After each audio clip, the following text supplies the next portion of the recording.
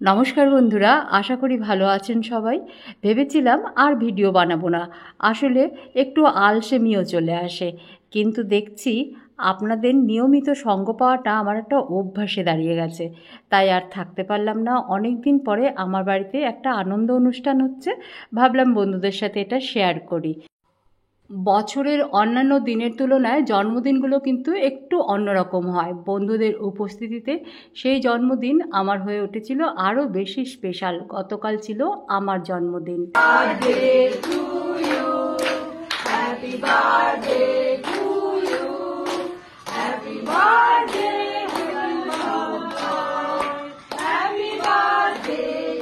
আসলে এই ধরনের ছোটোখাটো গেট টুগেদারগুলো আমার বাড়িতে কিন্তু প্রায় লেগে থাকতো। আমার হাজব্যান্ড ভীষণ পছন্দ করতো। আজকের পার্টিটাতে তফাৎ এইটুকুই, ও থাকতে ফুল ফ্যামিলি আসতো, জেন্টসরাও আসতো। আজকের পার্টি অনলি ফর লেডিস। আসলে বাড়িতে আমি এখন একা, ছেলেও কলকাতায়।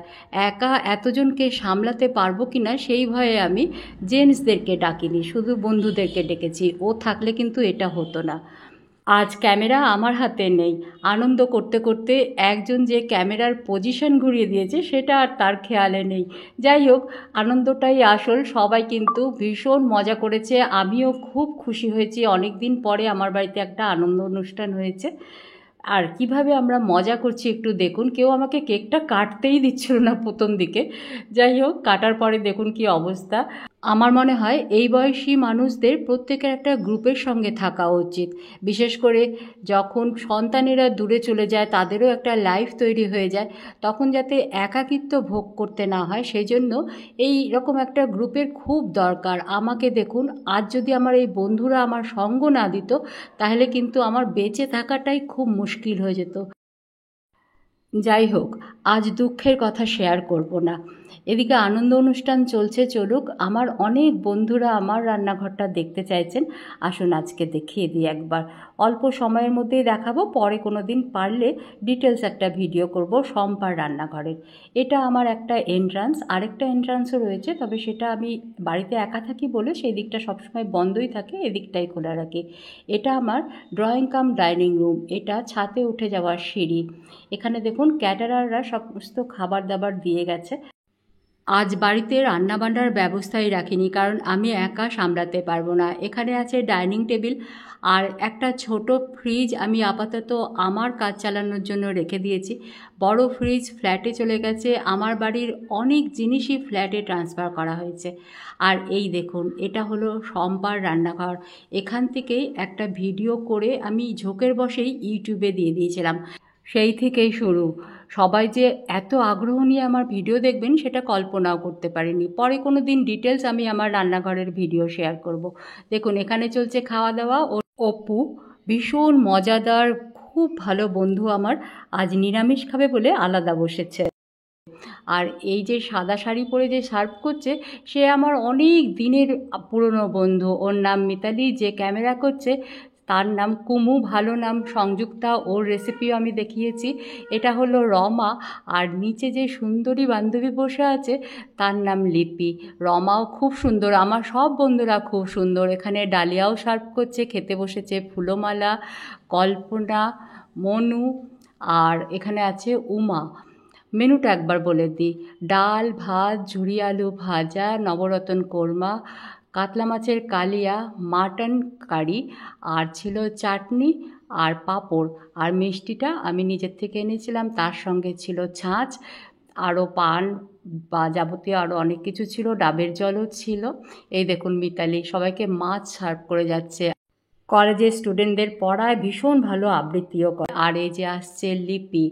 সবাই এত ভালো আমার বন্ধু, এদের সহযোগিতা না থাকলে এত অর্গানাইজড ওয়েতে আমি অনুষ্ঠানটা করতেই পারতাম না।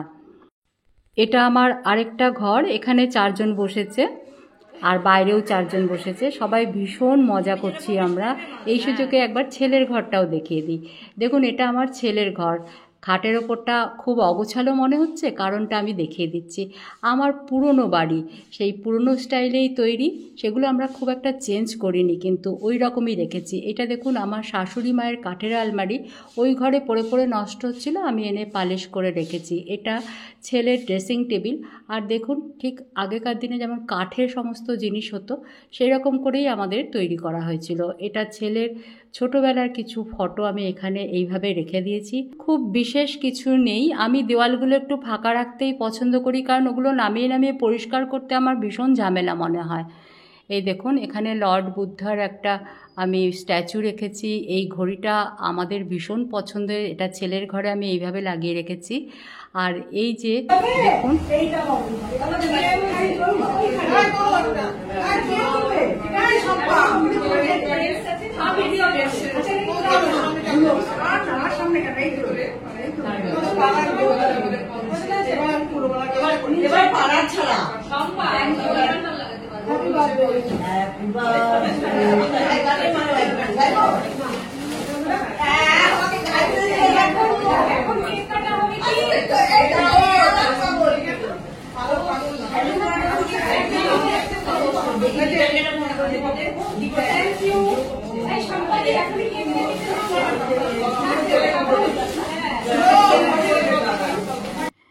এই দেখুন বন্ধুদের দেওয়া সমস্ত গিফটগুলো আমার ছেলের খাটের মধ্যে এইভাবে সাজিয়ে রাখা হয়েছে।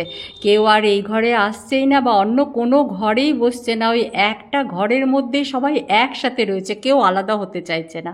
গিফটগুলো দেখুন প্রত্যেকটা সুন্দর, ভালোবাসার উপহার সবসময় সুন্দর তো হয়ই, এমনিতেও প্রত্যেকটা গিফট সব আমার পছন্দের। একটা জিনিস দেখাই দেখুন, এই যে মালাটা দেখতে পাচ্ছেন, মালা আর কানের দুলের সেটটা, এটা আমার একটা বান্ধবীর নিজের হাতে বানানো। দেখছেন কত সুন্দর, ও খুব গুণের, ও যেমন রান্না করে সেরকম সুন্দর কেক বানায়, সমস্ত কিছু ওর সুন্দর। আর এই দেখুন সমস্ত গিফটগুলো কিন্তু আমার খুব পছন্দের। দেখুন পুরো খাটটাই ভরে গেছে গিফট থেকেও। সবাই যে আমার পছন্দটা চিন্তা করে গিফটগুলো দিয়েছে, সেটাই আমার খুব ভালো লাগছে। এই দেখুন আমার ফটো খুব কম আছে, দুটো ছিল দিলাম।